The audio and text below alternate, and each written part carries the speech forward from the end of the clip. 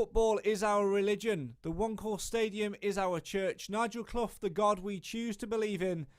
And by name, I am your priest. Oh my goodness. What a better feeling a Sunday is with 3 points under the belt.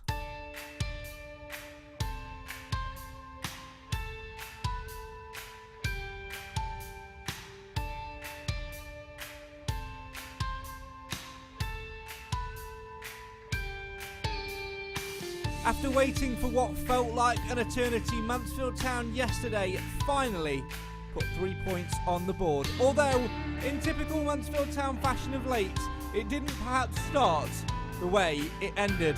Danny Johnson skying a penalty in the opening 2 minutes, leaving a lot of us thinking, oh God, here we go again. Alas, Rhys Oates had other ideas and opened the scoring inside the opening 20 minutes with a well-taken finish. He then turned provider in the second half for Danny Johnson as the Stags sealed a 2-0 win. And as a rainbow appeared over the One Call Stadium, is that a sign of things to come? You know what they say, there's always a pot of gold at the end of the rainbow. For the Stags, it was 3 points, but we're all begging for more. Ahead now of a couple of weeks of cup games. Sunderland in the FA Cup, of course, a week on Saturday. And then that final Papa John's Trophy game in midweek to Newcastle under-21s. Can the Stags use it to get more players back as Kellen Gordon returns to the bench and build a much stronger squad and a much stronger direction as they seek to make it not just one win, but more to come? The signs are there. The bar has been raised. The smiles are back on the faces. It's time to enjoy this Sunday sermon for once. So sit back, relax and share your comments as always. We've had the weeks of negatives. It's time to share some positives now. So get involved in the comments and have your say on your team, because win, lose or draw, Mansfield Town will always matter. And what matters is remembering this. Yesterday, at last, a clean sheet and 3 much needed points. Oh, what a feeling.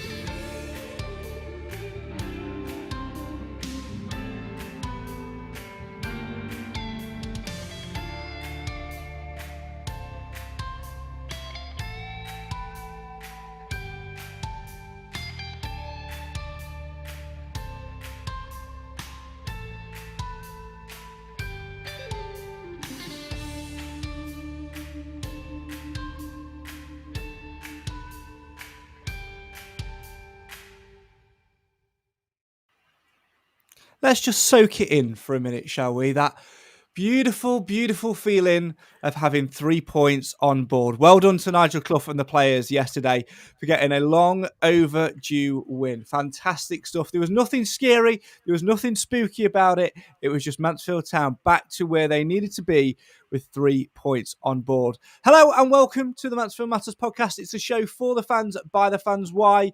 Because Mansfield always matters. Win, lose or draw, we're here on the Sunday sermon to reflect on yesterday's game. And thankfully, for once, it was a win. Hey, we can all celebrate, everybody. Happy days. Winning is back. Get involved in the comments and have your say on your team. Let us know what you thought about the victory. Joining me to cast over a victory yesterday from Edwin Stowe, we've got Mr. Clive Parkin. Good evening. Hello.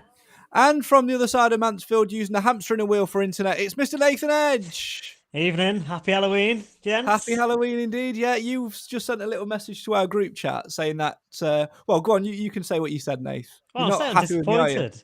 No, I'm very, very disappointed in you, Mr. Priest. No spooky intro. What's going on? Mainly because just Halloween's boring, isn't it? Effort. There boring is that. sod. Yeah, but I mean, especially when the Stags have just laid a ghost to rest, and finally got that win. I thought you'd be all on board, but I'll take the bell. That makes up for it. There we go. Well, I'll tell you what, I'll give you this one for free and then we'll crack on with the show, shall we? Why did the Scarecrow win an award? Because he was outstanding in his field. Somebody else who was outstanding in the field was Mansfield Town yesterday, Clive. A great feeling to get 3 points on board. We'll delve into the comments in a second, but walking out of the One Call Stadium yesterday, it felt a lot better, didn't it, to be walking back to the car, going back home, having, finally kept a clean sheet and got 3 points on the board. Long overdue. Yes, it was a feeling I couldn't quite come to terms with. I'm not used to it. I've been used to girding my loins for disappointment for the last so many games. But it was lovely, and everybody leaving the ground was of the same mind. It was such a relief, not just to win, but to win comfortably. And, I really think that's something that we deserved and has been coming. But, of course, there was never any guarantee we'd win against Tranmere, and I'm really pleased we did, especially as I forecast a 2-0 win, by the way. Yeah, I wonder when you bring that up. More on that later on. Yeah, Nathan's gutted. But there you go. Nathan, it was so much of a weird feeling that we won that you had to crack the champagne open, didn't you, and get in the hot tub? Yeah, I mean, one bottle later, I'm surprised I'm even in any condition to come on here tonight. But no, it was a good feeling, I think, to finally come away with like I said, it wasn't just the fact that we won. It was a nice, comfortable win, wasn't it? And it was kind of that bit of reassurance that there's been a few wobbly heads, as Adam Moy would put it, over the last few weeks. And some people who have been trying to talk a bit of sense, saying that as we do get players back, things will improve, and we are getting there. Quinn again, big difference, and he's one of the players we've been missing, and it is slowly coming together. So it was a needed win, and especially with the fact that we've got a bit of a break from the league now, I think that was a perfect timing for it, just to take us out of that bottom two. Yeah, absolutely. Let's delve into some of the comments then. Andrews kicked us off tonight and says the second goal was a good team goal and we stopped Tranmere from playing. Roger says, evening lads from Tattershall Lakes. I've had a reprieve from the swimming pool. You might want to get back in there later when I reveal the results of the October competition for the Prediction League. The triple point thing definitely helped. Jim says, with Hawkins and the team looking so solid with him at centre-half, would you move him away from that position, possibly bring in another striker instead? Well, let's delve straight into that as a comment, Clive, because one thing I was very, very pleased with yesterday was the build-up to the first goal, which heavily involved Hawkins at centre-half, reading the game like a nerd in a library. Fantastic, really, to step in, win the ball, lay the ball off to Stephen Quinn, superb pass out, and then Rhys Oates did the rest. We've got players coming back, though. With Kel Gordon, you saw sort of come off the bench, which means Hewitt will be freed up to go back to centre-half. You've potentially got Forrester a couple of weeks away. You've obviously got your new boy in John Joe O'Toole brought into the building now as well. So Clough's options are getting more and more broader, but I think it would be a risk to move Ollie Hawkins. What's your stance on it, Clive? Yes, although I think we're possibly only 2 weeks away from that. He's still our best option in the centre of the back alongside Rawson, who, by the way, had a superb game yesterday. I think he covered for the odd mistake that Hawkins made, and I don't blame him for making the odd mistake. It's not his preferred position, but as a unit, they were impeccable. So I think we've got. Sorry, you remind me the name of the bloke from Stoke. Forrester. He's played an under-23 game at Stoke this week, and he's due to play again this weekend, I think. And then I think Clough is intending to play him in the Papa John's Trophy, the dead rubber against Newcastle. So providing he comes through that and everybody's happy with how he's played, then I foresee the situation where he goes into the centre of defence and therefore gives the manager the option of putting Hawkins back up front. It's going to be interesting, Nathan, isn't it, to see what he does really at Sunderland, because I think that might actually say a lot about how he wants to move forward, because the old adage is, you never change your winning side. Yeah, but I mean, the only bit of bad news that did come out of Saturday was looks like McLaughlin might be missing for that one. So if that is the case, I'd probably anticipate we start in basically how we finish. So with maybe Hewitt dropping to left back and Gordon playing right back and keeping Hawkins back there. So I mean, he might go with Burke, but I don't think he's a bigger fan of Burke at the moment. After Exeter, so that's what I anticipate. So it's a bit of a blow losing McLaughlin, but hopefully it's only for, I would say, that weeks. And the blessing of having a bit of break now from the league is, yes, all right, we'd love a cuppa and love a win an upset against Sunderland, but it's not be all and end all, is it? So we've actually got a bit of time now for these players to get fit and come back ready for the important games, which is the league. Yeah, and that's the important thing. There's absolutely no danger whatsoever in whatever we do on Saturday. We were in a no-lose situation. In fact, for the next two games, for the Saturday game and then the game against Newcastle, we're in a no-lose situation. Back to yesterday, Gary says Rawson was superb alongside Hawkins. He's worked very hard at his game. Hewitt also had a good game. Well done. I do put a lot of Rawson's improvement down to that partnership with Hawkins, though. So that's also something which is in my mind. But going to the result, Stag's chat says, obviously we had to hit rock bottom for that performance, but Oates' goal was well placed and how it should be. Let's talk Rhys Oates for a second, Clive. I thought he was phenomenal yesterday. No doubt he will be getting a tweet from Mr. Nathan Edge later on. Although you want to add in something else for him, don't you? Well, you want to start sending mugs. Yeah, well, I mean, a tweet's nice, but it's not tangible. You can't drink out of it, can you? So my view is we've got these lovely pin it on your wall. we give them shut up. We can give them to people that deserve them, including not just fans, but I mean, and listeners to this wonderful program. But the players that we like and the good things that are happening around the club. I'm going to get someone to Mr. Clough, I think, for Bobby more than anything. But we've got. AKA, we've got a lot of mugs that need shifting, so... Well, there's enough. Mugs! I need my shed back. There we go. Going back to Oates and trying to be serious for a second, he had a great performance yesterday. But it's been coming. We've seen him week on week grow into his game. And he's all he's missed is a partner. And I was really pleased to see that Danny got the entire game yesterday. Well, he started, and I think whilst he's not there yet, it was so useful for him to be alongside Oates and to give the distribution more options. I have to say, yesterday, for the first time, I've been quite critical on this podcast over the last couple of weeks or so in terms of our identity, and I felt we did have one a little bit yesterday. It sort of went between a flat 4-4-2, a 4-4-2 diamond, and at times Oates and Charlesley both sort of off of the shoulder of Johnson in a 4-3-2-1 sort of Christmas tree style. And I really liked that because it really got a lot out of Oates. And I genuinely think, there's a couple of points here. I think Clive's got a great point, Nathan. He needs a partner to build up off. And obviously, at the start of the season, the partnership was going to be Hawkins and Johnson, but for whatever reason, injuries and whatever, that sort of put pay to that. Oates is a good player who, as we've said for a couple of weeks, needs to find his position. I think we've found his position now, and that for me on the first point, Nath, is, as that out and out, 9-10, leading that front line, getting in behind, whether it's from a long pass, a low ball in behind or a flick on.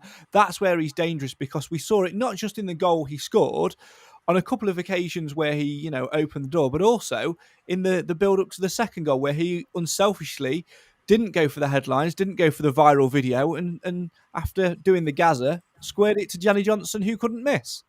Yeah, well, I wouldn't say couldn't miss. We all remember that penalty, don't we? No, I think Rhys Oates, like you say, I think the last few games, the probably main thing for him is that we've persevered with him. We kind of had to, because there's not been many other people queuing up to take his place. But by persevering with him and put him in that position and sticking with it, he has grown game by game. And you did know that goal was going to come at some point. And I think he said it in his post-match. He'd probably been a bit guilty of over-trying in past games, which happens, doesn't it, when a new player comes to a new club, and especially after having such a good season last year, he's going to want to pick up from where he left off, and therefore you try a bit too hard and it doesn't come off. So he seems to be relaxing into that position, which is important. Obviously now we've got a goal and an assist, and things are settling down for a team as a whole. Confidence will go up for him, which will then bounce off the players around him. Like you say, with Charlesley linking up well, and hopefully Danny Johnson will get there soon. So there's different positives there, but I think yesterday it was a lot of, we just won a lot of individual battles, and you could just tell throughout the game, the more that kept happening, the more each player was growing in confidence, and therefore improved as a team as well. Yeah, I was very pleased with that yesterday. Another point on the Reece Oates thing, Clive, is one which Nigel Clough made in his post-match comments, and that is something which James Perch said to him, which is, of course, it takes time for a player to settle. It's not just about them coming in and playing football. They've moved area, into a different house, new surroundings, different travel times, that sort of thing. It takes a long time for people to gel into new jobs. I mean, I've been in my new job now for 6 months, which is half the year, and some days, because of what's happened with lockdowns and working from homes, it is difficult to sort of settle in. And I think it's the same for a footballer, but the football thing is a much more pressured environment where you are scrutinised every Saturday afternoon with the return in which you give in terms of goals, and more so for a striker. As a goalkeeper, you can get away with it. As a midfielder, you can get away with it, but defenders and strikers, not so much, because that's a position which is quite often under the spotlight. Reece Oates has been under that spotlight a lot for not getting the goal return he did at Hartlepool, but Clough had a point. He's got to settle in, and he looks, over the last 2 or 3 games like he is settling in more, and hopefully he keeps this partnership with Johnson, gets a couple more goals over the next couple of weeks, and starts to really, become solidified in the return in front of goal. You're right. The only way that strikers are judged is by how many goals they score, and it's a little bit unfair because that's just the final piece of the picture, but it's the bit they get judged on, and it's the bit they get criticised about. It's like Jordan Bowery's getting criticism at the moment from some fans, and it's because he's not banging them in the net, and his role has not been to do that in recent times. He's really been out on the wing. He's been firefighting by coming back more than he would normally expect to do. So I wouldn't be too critical of him. But I think the 2 strikers that played yesterday, they need to stick together now, and I think that the club needs to give them the opportunity to work as a partnership. Yeah, and success breeds success. So I think if they can take something from yesterday's game, it's that they can do it. I thought the second goal was an act of complete unselfishness as well by Oates to give the ball to Danny, because he needed the goal, and on another day, Oates would have said, "Sod you, I'm keeping this one." Yeah, absolutely. I completely agree with that. And that just shows the mark of Oates as a player. Keep your comments coming in. Have your say on your team, as Nick has. He says, great team performance yesterday, but still not sure. I'll put my teeth back in. What Ollie Clark brings to the team. He's not a battling midfielder or an attacking midfielder, so I'm not sure what he does. It's an interesting one, this, Nath, isn't it? Because George Lapsley was obviously suspended for yesterday's game. He'll be back available next week. And I don't quite know what to do, because I think out of the midfield, which was the midfield 3, if you like, which were out there yesterday, or even midfield 4, Harry Charlesley, I think, really offers us something different, especially if we get Kel Gordon back in with minutes, getting the ball wider. George Maris is fantastic in front of the back 4 and sitting deeper in terms of picking pockets, spraying passes, as is and winning tackles, as is Stephen Quinn. Then the other quandary you've got is Ollie Clark or George Lapsley. And for me, I think I would probably look at Lapsley over Clark. That's not a downside on Clark. I just think that Lapsley could offer us a little bit more. What's your take on it, Nath? I mean, I wouldn't say a little bit. I mean, that's for me, that's a no-brainer any day of the week. The only problem we've got now is he's club captain, and it's very difficult to drop your captain. And I do believe, if we have all our midfield fit at current form, if Clark wasn't captain, he'd probably be on the bench based on performances. But the fact that he is supposedly the leader out there, that causes a bit of an extra conundrum for Clough, really, to do that. So I agree, but do I think he'll be dropped anytime soon? No, unless it's an injury, or whether sort of the captaincy issues. Well, I say issue. It's probably not it's an issue for some of us, but the players might not see it that way. But unless that's sort of changed or addressed, I don't think there'll be any change in that department. Again, I think it boils down to, you've got an opportunity next week, haven't you, with the FA Cup to tinker a little bit and say, excuse me, I'm going to rest my captain and just try a few other things in there. So again, that would be quite interesting to see. Jodie's been in touch and says a great game, fab team performance and fantastic result. What a feeling. And thanks so much for my lovely Mansfield Matters mug. Roy says that was a great win yesterday. The Gabitas gate was open straight after the match, so got back early. So a good day all round.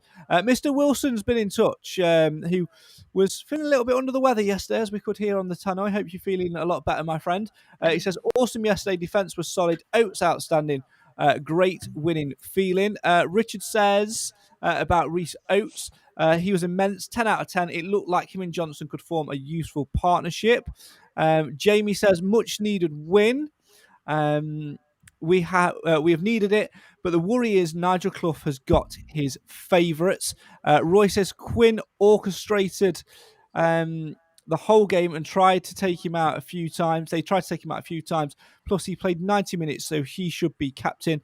I also like the way that Bishop is trying to play out from the back and not just hoof it up the pitch. And defence seems to trust him. Yeah.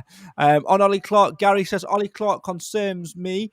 He puts in the effort, but looks flat and low on confidence. A great player, but he's struggling at the moment. Is he carrying injury? Well, we know, Clive, that he's had that little thing with his face mask, hasn't we? And it's a difficult one to be in because I think I'm with everybody else. I think he's a lovely bloke. I think he's a good player on his day, but I don't think he's captain. I think he's probably only stayed captain by the virtue of the fact that it's a difficult one to take off him.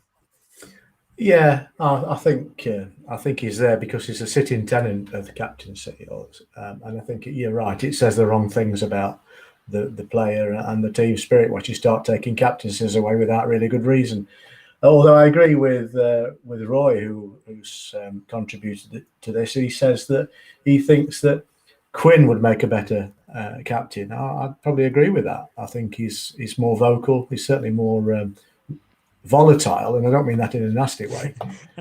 Aside from his discipline, I mean, if he sometimes volatility goes too far. But I mean, if I'm being critical of Clark, from where we're looking at him, he doesn't seem to shout him at these players. He doesn't seem to encourage them in the way that you'd expect him to. But you know, if he's skippering the team like they want to be skippered, then that's fine. But of course, we don't know, and of course, we've had no results to back up that theory until yesterday. So. Keep your comments coming in. Ethan says Danny Johnson isn't good enough for me despite scoring, but Reece Oates looks a good prospect for the rest of the season. Jamie says can't see Hawkins going back up front anytime soon. Probably the best centre half. Yeah, I wouldn't disagree with that, to be honest. Be interesting to see if Forrester does bring anything when he comes in, a little bit like O'Toole, although when he came on off the bench yesterday, albeit for a brief cameo, he went into the midfield role rather than into the back. Robert says on Ollie Clark, he was on the right-hand side of midfield, leaving Hewitt short on the right-hand side much too often yesterday. Richard says, agreed, had Charlesley played that role, Hewitt would have had more support.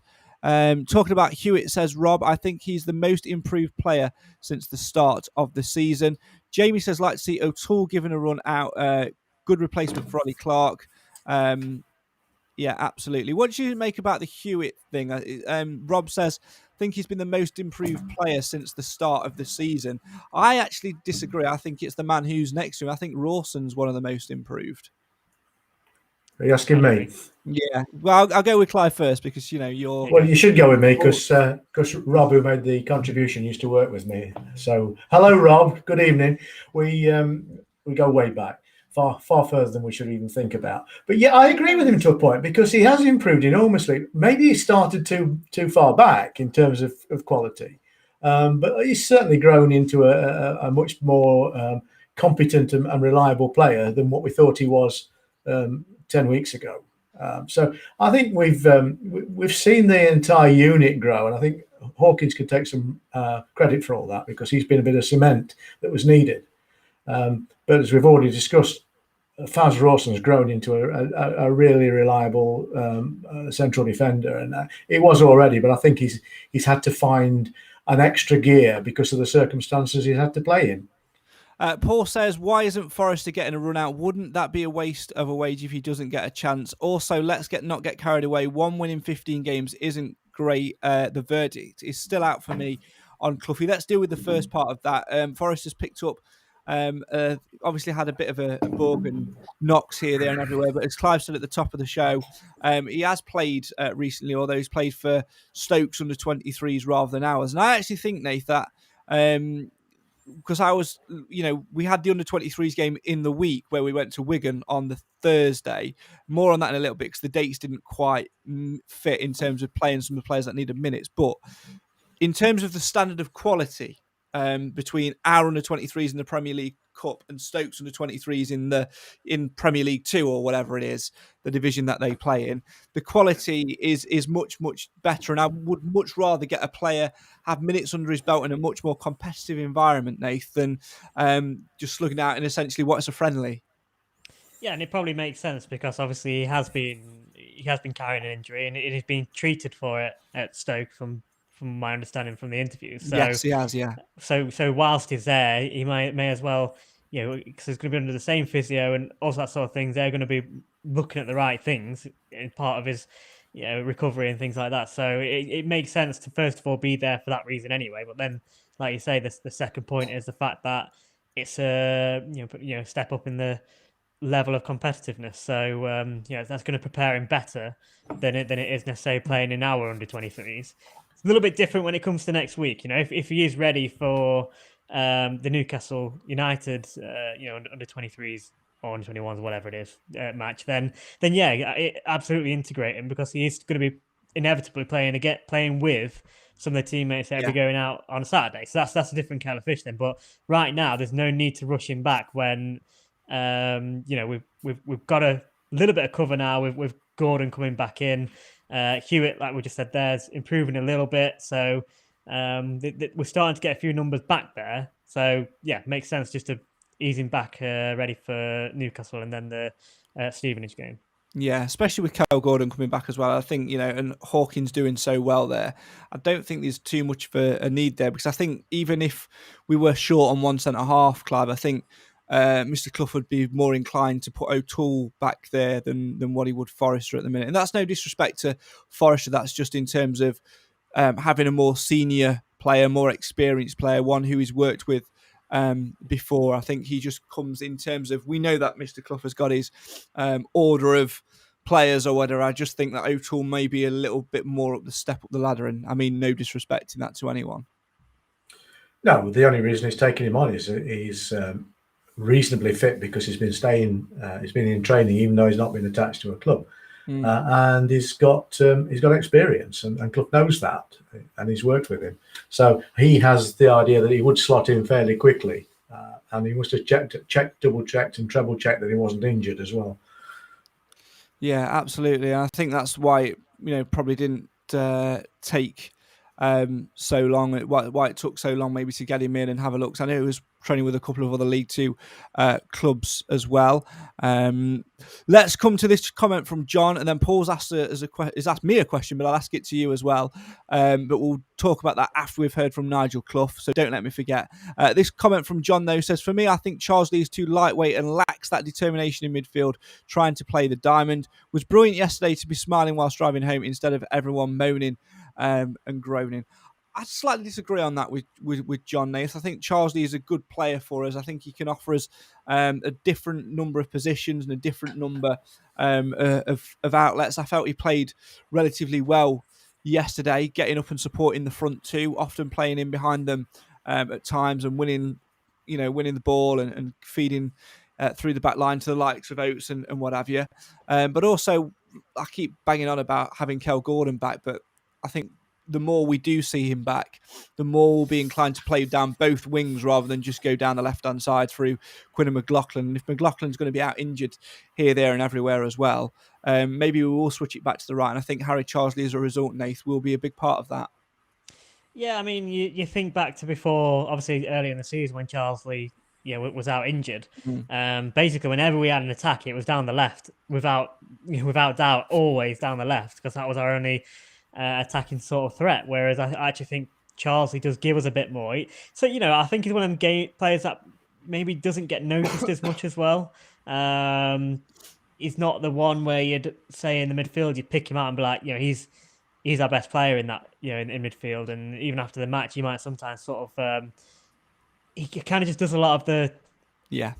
It's simple work, but it's effective, if that makes sense. So, and that's why I think for me, it then more to our attacking front that we're not just going to go down the left all the time. We actually can use Charsley, who's more braver, to go out a bit wider and get to the byline and get a few crosses in. So I think he offers something a little bit different. I don't think I think it'll be a toss up really when we've got everyone back between him and Lapsley going forward. But I think he's a good enough player to have a good impact on the team. Luke says, agree, Charsley is too Whiteley. Richard says, I disagree. Charsley has been playing well since he got back into the side. Keep your comments coming in. We'll answer a question in the comments from Paul.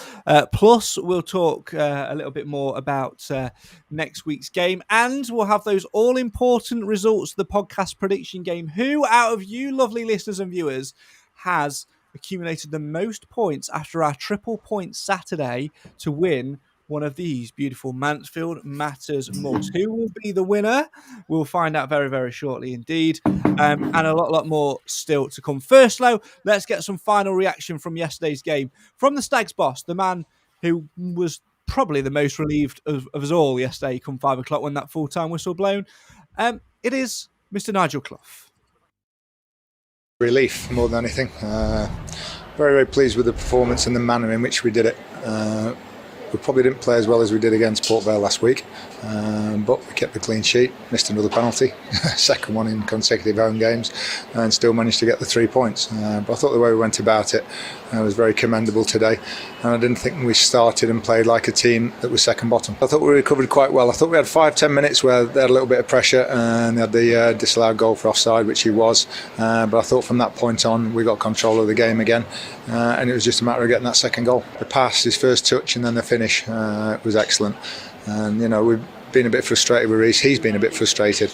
We're just talking in there with Perchie. When people move clubs, and he's been here 3 months, people expect them to settle in overnight, and it takes time. And when you bring in sort of 5-6 new players in, they all take time and different sort of levels of when they settle in. But he's just showing signs. I thought he was very good at Exeter last week, and he scored one and made one today, and was deservedly man of the match. I thought we deserved it. I thought Bish had a couple of things early on, but nothing major and hardly anything at all in the second half. I thought once again the two centre halves were excellent, and having the two full-backs in place certainly helped that as well. Well, I say I don't think we played as well as we did against Port Vale. I thought we played well against spells against Barrow. I thought we didn't have a decision go against us. I thought the referee was very good today. Didn't have a major decision go against us, and that certainly helps. But I just thought the way we went about it, addressed the game and approached it. It's been a good week's training again. I said to David Sharp yesterday, we've had a great week. It's a case of now, I'm not absolving responsibility, but they're out there, you put them out there. You do all your work during the week. We couldn't have done any more. And they go and put the performance on. Lovely to have now a clear week to enjoy it and get ready for the Stags boss Nigel Clough speaking to iFollow. Stags, he mentioned there the FA Cup, of course. You make sure you can join us and travel up to that Sunderland game on Saturday afternoon. With the Stag Supporters Association, they're going to be selling match day travel tickets. They'll be doing so at the stadium this week, at the One Call Stadium, Monday to Wednesday in the match day ticket booth. That's the one which is adjacent to the club shop. They'll be doing that from 10 a.m. daily. And on Tuesday and Wednesday evening, volunteers will be in Sandy's from 7. They'll be in Sandy's bar. I'm reading the wrong notes. They'll be in Sandy's on Tuesday and Wednesday evening selling travel tickets from that one. And Sandy's will also be open. This is the bit where I got the 7 from 7 a.m. on Saturday morning to get yourself a bit of breakfast before the big journey up to Sunderland to go and back the boys. Departure time 9 a.m. If you're considering travelling with the SSA to Sunderland, they recommend that you book your travel ticket ASAP to avoid disappointment. The SSA have reserved 10 coaches, however, we'll need to know to let the coach company know by Wednesday the exact number of coaches required. You can get your travel tickets from the match day ticket booth from 10 a.m. Monday to Wednesday, and in Sandy's bar and Kitchen, or whatever it's called now, just Sandy's, on Tuesday and Wednesday night in Sandy's Bar. Prices are £15 for all SSA members and £25 for non-members. Tickets are sold on a cash-only basis with a no refund basis too. All travellers will need a travel ticket to gain entry to the SSA family-friendly coaches. Departure from the One Call Stadium is 9 a.m. For more information, to find out more about that, if you can't make it to, the One Call Stadium or to Sandy's on Tuesday or Wednesday, but you want a ticket, 07967 689 597, 07967 689 597 is the number to call to get yourself a travel ticket. That's that bit out of the way. Admin done. Tick. Next. Move on. Where are we? Let's go back to some of your guys' comments. Keep them coming in. Looking forward to hearing some more of your comments. A lot more. Paul has asked, where would Craig like to see Mansfield strengthen in January, and where would you send out in January? I'm going to leave that question, Paul. Not because I don't want to answer it, but because on Wednesday night, we'll be doing our midweek podcast where we'll be looking at a year-ish of Nigel Clough in charge of the Stags, of course, ahead of his 1-year anniversary on Saturday when the Stags take on Sunderland. And I just think it'd be more, I think it's more of a question for then, if you don't mind. So I think we'll leave that one to Wednesday night, which will also give Clive and Nathan a little bit of time to think about their answers as well. So keep your comments coming in. Roger also says, can somebody tell him, aka Clough, to stop saying or maybe Clive, we need a new competition for the Mansfield Matters mug for the next month or for next week or whatever. Maybe we should do a FA Cup special of Nigel Clough's and get people to guess the number of in the interview. What do you think? Yeah, as long as you don't want me to count them. I mean, I'll happily count them. Well, who's going to prove you wrong? You just make a number up. Correct. He does that all the time. I think what he means, though, is some people who talk without script need time to think what they're going to say. And that's all I think he's doing. I don't think he's doing it for any other reason. Listen, there's nothing wrong with the occasional or sometimes these things just get put in the spotlight. Let's find. Can you remember Cox's mannerisms when he was being interviewed? What a guy! What a guy! Absolutely, what a guy. Let's finally wrap up on yesterday, though, Nath. Great to get 3 points on the board, but as much as it's an improvement, and we've been able to put those points on the board and move up the table, which is what we needed to do. We're only as good as our next game, aren't we? It's really important now to make sure that this isn't just, a 1 in 10, that this is the start of something and not just an anomaly. Yeah, I mean, we don't end up back on the the road where we've just been, do we? As someone said in the comments, we need to try not to get carried away, because that is our 1 win in 15, which is an appalling record. But you've got to start somewhere. Obviously, we've gone on that bad run. You've got to start somewhere to turn it around. And I just don't think it's a coincidence, the fact that we've been getting a few players back and the performance has been better and we've finally got a result.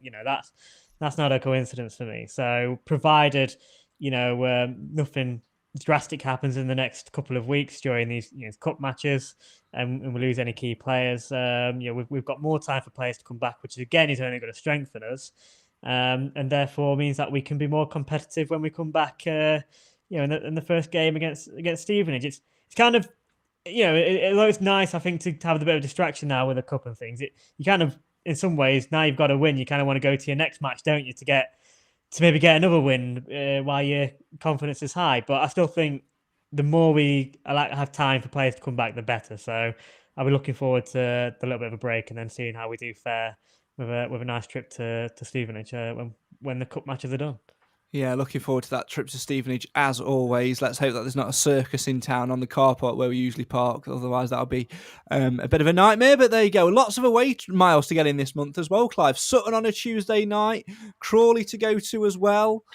Yeah, we've got 3 winnable away games on the trot. I think if we play like we did yesterday, we've nothing to fear from anybody.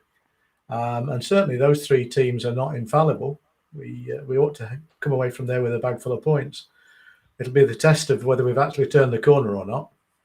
Yeah, it certainly will. Let's have a little look at these fixtures then for the upcoming month. We'll talk more about them, of course, on Wednesday night. Obviously, Sunderland on Saturday, Newcastle under 21s in the Papa John's Trophy, for which I'm going to call that game the Dead Rubber, but with 10 grand on the line.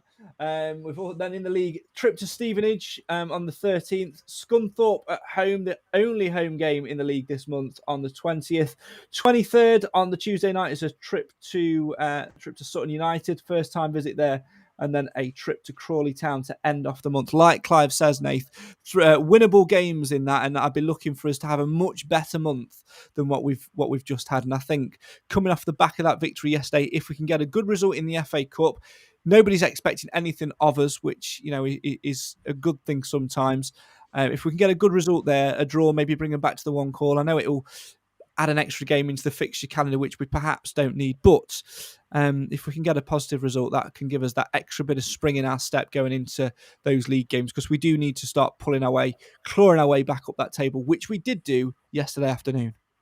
Yeah, I mean, I'm normally one for saying control your expectation levels a little bit, but actually looking at those fixtures, we have to have a bit of expectations on us to say they are winnable games. Maybe the exception of Sutton. They've got off to a pretty decent start going there on a Tuesday night. It's always going to be a tough one, but the rest of them, we should be there, and aiming for the 3 points despite being away from home. So let's hope that that corner has been turned and we can take that form into those games, and it could be just what we need, a good run of fixtures like that to propel us to a much nicer place in the in the league. So we are still down there. We're out of the relegation there, which is the main thing for these 2 weeks. But it'd be nice to get ourselves in that sort of middle pack, to the top end of that middle pack as well. So it's an opportunity. Just a note of caution, fellas. I mean, as good as we were yesterday, Tranmere weren't playing very well at all, I didn't think.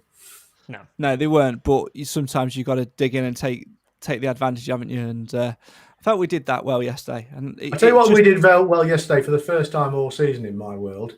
We were winning the second balls in a way that we rarely did before. And that just showed the commitment, I thought, from this group of players to try and impose themselves on that game. Yeah, there was a lot more commitment there yesterday, and I think even after missing that early penalty, you could see the desire and the effort to go and win that game, and that's all we've asked of the players. That's all we've asked. That's been there, hasn't it, since Northampton? I think that was a bit of a wake up call for a lot of those players, and the reaction it obviously got from the fans, which was rightly so, in the fact that the main frustration was down to the desire and commitment that we probably didn't get. So yeah, the reaction from that's been great, and finally results come with it. Just one question for everyone: who do we get now to take penalties? Well, I mean, my money's on Nathan Bishop.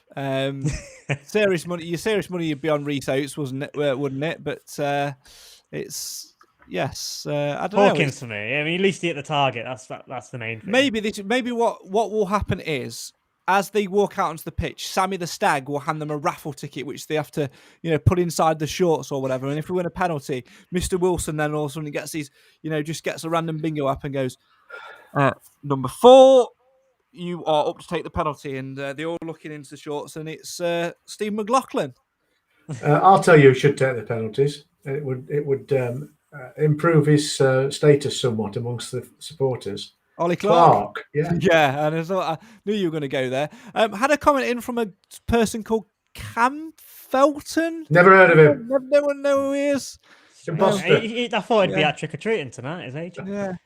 He says, "Win the second ball. Welcome back, Stephen Quinn." I mean, it's a decent comment, but I don't know who this guy is. Maybe we'll turn up on a podcast one day. Robert says, "What about Perch's input on the warm up yesterday? Was he out on the pitch? Have I missed something there? I don't know. It did make me laugh that the fact that we still won a game, but Nigel Clough still managed to mention Perch in the interview. Yeah. I mean, Bus Bingo went down so well on the journey to Extra Club. I think we might need to do Clough Bingo next week. Have a little game of Clough Bingo. I don't know. Yes. We'll find a twist on normal bingo, I think. I'm sure we will. Roger says, yes, we were all happy about the win, but Tranmere have only scored 11 goals, so bigger challenges to come. Yeah, absolutely. Talking of challenges, it's time now for what you've all been waiting for, to try and find out the results on the Podcast Prediction League. So all through October, we've been giving you guys the chance to win a Mansfield Matters mug. One of these. There we go.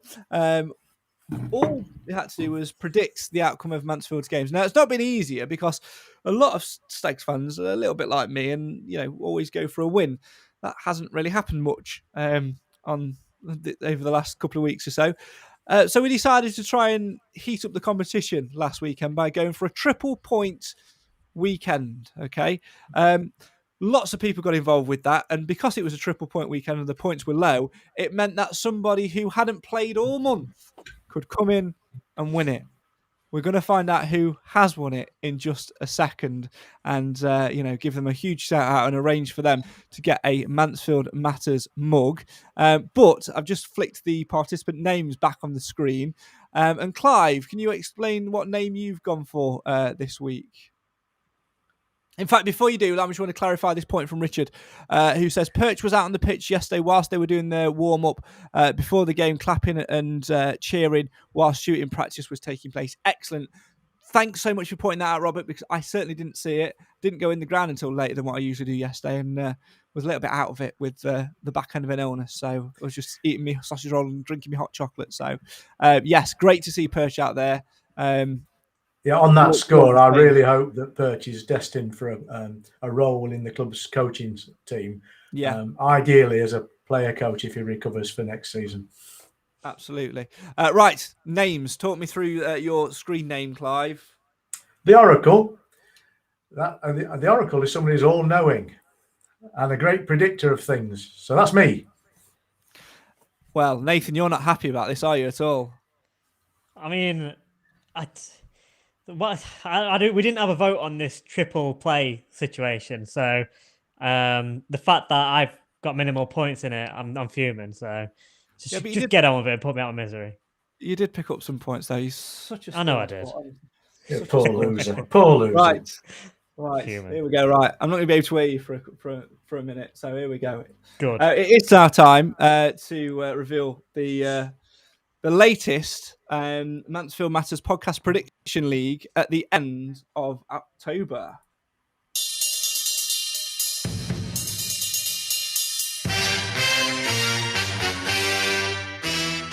In no way stealing a theme tune from a well-known radio feature from years and years ago. The scores at the end of October, in at number 10 with 7 points, it's Mark Yates. In at 9, Pete Lovell with 9. Jumping straight up to number 8, it's Liam S with 12. In at 7, it's Joe with 12. In at number 6, just missing out on the top 5, it's me with 13 points. In at number 5, it's Nick Felton with 15 points. Whilst at number 4, it's Ricky Edge with 15 on the board. Here comes your top 3. In at 3, it's Nathan with 16 points. In at number 2, it's Steve with a total of 17. Whilst out in front, top of the tree, over the entirety of the season, it's Clive with 23 points. But what about the October leaderboard? Who is going to win a Mansfield Matters mug?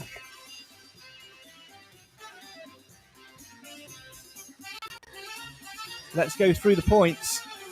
Sue Cooper, Gary Davis and Alan Wilson all have 1 point each. Steve Nadin, Tom Rees, Greg Taylor, Kathy Holmes and Craig Foster all score 6. Liam S, Mark Yates and Roger King all score 7. Pete Lovell scores 9, as does Steve. Top 3 though, in at 3, Nick Felton with 10. In at number 2 and missing out on a Mansfield Matters mug, it's Joe with 12. And taking home a Mansfield Matters mug with 15, it's your brother, Nate. Oh. Not fix No it all. way. Yeah, your That is brother shocking. he's swooped in at the very, very end. He has swooped in to win himself a Mansfield Matters mug by scoring big yesterday as the Stags beat Tranmere by 2-0. So well done to Ricky, who is watching at the moment, has just gone, yes! So Nathan, we'll have to get a mug to you so we can get to Ricky. That's ruined my every match. I'm whining. He wants the mug, and I keep saying he's not going to get one. So I'm fuming. He's actually won it. That is that is the way to get one. The way to get one is to win, or buy one you tight gets. No, the way to win the way to get a mug is to win, and we will have many more competitions over the coming months on the Mansfield Matters podcast, including we will come up with a way to win a mug this Saturday as the Stags take on Sunderland in the FA Cup. So somebody will win another mug this time next week. The FA mug. Ricky, the FA mug. Well done, Ricky. Unlucky, Nathan. And do you know what? What's made it even more sweeter for me, Clive, I don't know about you, is the fact that it's annoyed Nathan so much he's desperate to quit this show now and leave for the evening. Yeah, it's an added bonus. It is an added bonus. Accidentally dropped this mug when passing at him. I'm very sorry. You can't be doing things like that. Anyway, well done, Ricky. Yeah, well done, Ricky. Excellent stuff, my friend. We'll get Nathan to get a mug to you somehow. I don't know. Nathan, just give him yours and we'll give you another one. Yeah, all right then. He can have a second-hand mug. No, I'm joking. We don't do second hand. We will get you a brand new one, but whether Nathan gives you the right one or not, and whether it just what I'm saying is Nathan's a very jealous person, as you know, being his brother. So I'd wash it before you use it. That's all I'm going to go for. And if he offers you a cup of tea from it, probably don't accept it. So there you go. Yes, you can win yourself a Mansfield Matters mug. We haven't decided how yet, but we will next week and things like that. So thank you everyone for playing along, and we will do the same again in the league, the podcast prediction league for November as well. We'll throw some triple point weekends in there as well, because that was very, very popular as well. So thanks very much for playing. All your points go to the overall leaderboard as well. So excellent stuff. But when we get back to league fixtures in a couple of weeks, we'll have more details on that. So yes, a successful feature, Clive. We're finally getting rid of them. We're getting rid of them out of your garage. We are giving one whole box away, right? Not just one mug. What we're doing? No? Hey, listen, we haven't got that many, but we got them to give them away and to sell a few to cover some of our expenses, and that's what we're doing. Yeah, thank you for But I think sooner or later these are going to be one of those things that'll pop up on the Antiques Roadshow and be worth a fortune. Oh, without a doubt. What, when we've gone all the way to the Premier League, the podcast of the Premier League, who knows? Yeah. When we knock Peter Crouch off his top spot in the podcast, we made number one in Taiwan or wherever it was, but in Shirebrook, we made number one in Shirebrook last week. Yeah, that is true. Right, time for more serious matters now. It's time to start thinking about your Mansfield Matters man of the match. I'm going to put Clive and Nathan on mute whilst you have a little think, and we'll round up the league fixtures from yesterday in Sky Bet League 2 as well. And whilst we do that, let's have a little reminder of those details for Sunderland Travel as well. They're popping up on screen for you right now. So make sure you get involved with that. But as the Stags were back to winning ways yesterday, let's round up all the action from around the grounds in Sky Bet League 2. Or a would, but my music has froze on me. Happy days. I might have to go back to playing the other one. I'll tell you what, I'll just read them out as normal without the music. I suppose we could do that. It's the first time for everything, isn't it, I guess? So yesterday in Sky Bet League 2, it finished Barrow 1, Rochdale 2, Bradford 1, Forest Green Rovers 1, Colchester 2, Scunthorpe 1, Crawley 1, Port Vale 4. They're absolutely flying at the moment. Harrogate 0, Bristol Rovers 1, Leyton Orient 5, Hartlepool 0. No doubt Hartlepool were all in absolute shock because Jeff Stellings decided to leave Soccer Saturday. Elsewhere in Sky Bet League 2 yesterday, thank you, music, for finally kicking in. We had Newport County also scoring 5 goals. They beat Stevenage by 5-0. Northampton 3-0 winners at home to Carlisle, whilst Oldham were beaten 3-1 at home to Swindon. Salford were 2-1 beaten 2-1 at home to Exeter, while Sutton lost 1-0 at home to Walsall. And I don't know if you heard, but the Stags also were 2-0 winners at home to Tranmere Rovers. A result which jumps the Stags to 20th on 14 points. Scunthorpe sit bottom of the table on 11. Carlisle in the drop zone on 23rd on 12 points. At the top of the tree, Forest Green are in at number 1 with 31 points. Port Vale at number 2 with 28 points. And third at the moment on Northampton, 27 points. Exeter, Swindon, Leyton Orient and Harrogate make up the playoff spaces.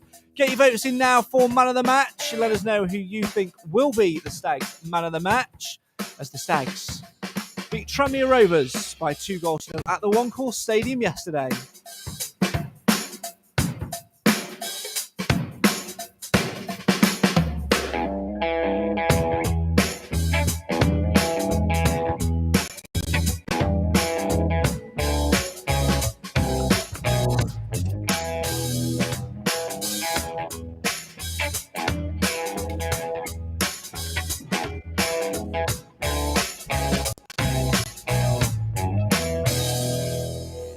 Foregone conclusion, this, isn't it, Nathan Edge? I'd say so, but there are a couple of special mentions for me. Well, shall we just knock the nail on the head now, Clive, and say that Rhys Oates was one man of the match and just go for special mentions? What do you think? I think you're being audacious. There are people out there with opinions to offer. For what it's worth, because you've got me, I'm going to tell you 3 outstanding candidates. There were Stephen Quinn, Faz Rawson, and Rhys Oates. And your winner is... My man of the match is Rhys Oates. See, everybody says After all that. I know. Big everyone's got opinions. After all that shaming. Let's draw this feature out, shall we? Let's not go and watch Doctor Who. Let's waste another couple of minutes. You need a bit of jeopardy in this. Come on, we're 5 series into this podcast. When has there ever been jeopardy in this? There you go. Luckily, I'm going to mix things up for you. Oh, go on. Trust Nathan to rock the boat. Go on.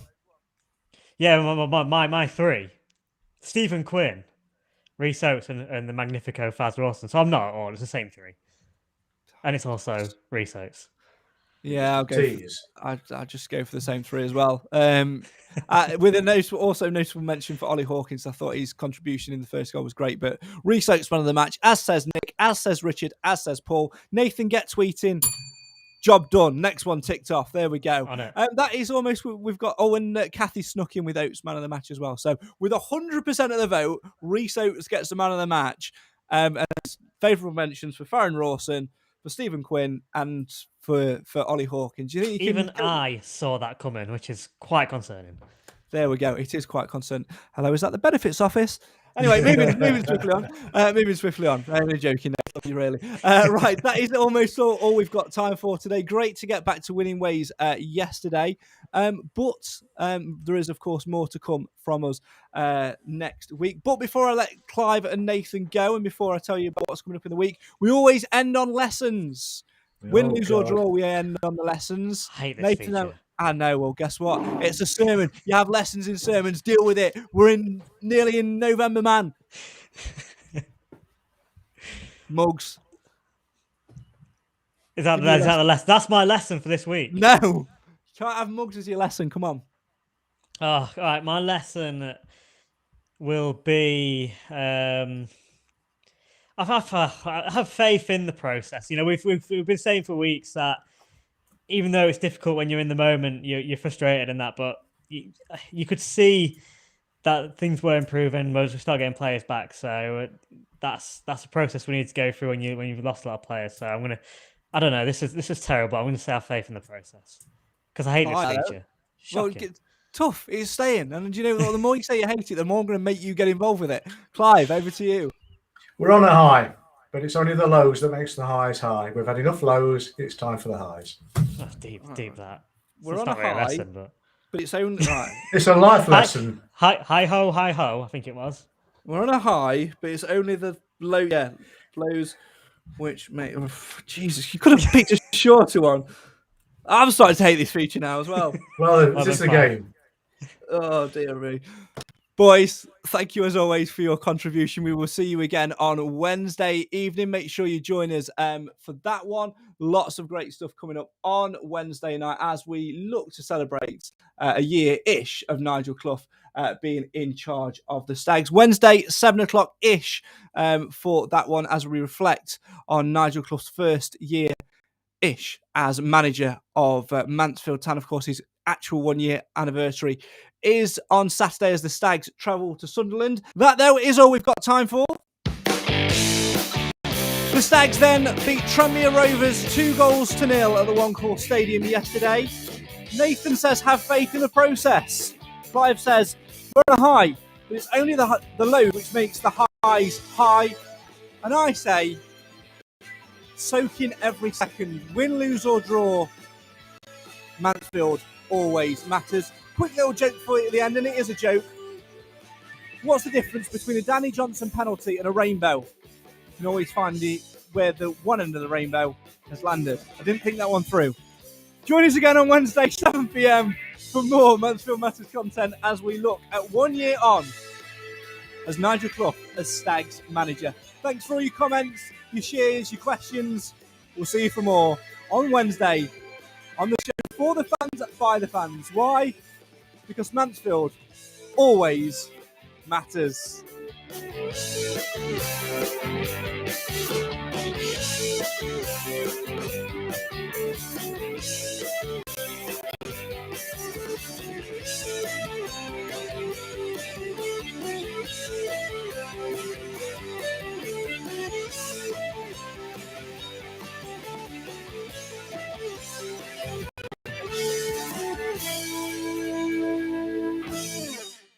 Are you celebrating a milestone in your life? Like a win after so long? What you need is a good drink and a good vessel to put the drink in. What you need is a mug. Thanks for listening. mtfcmatters.co.uk. See you again Wednesday.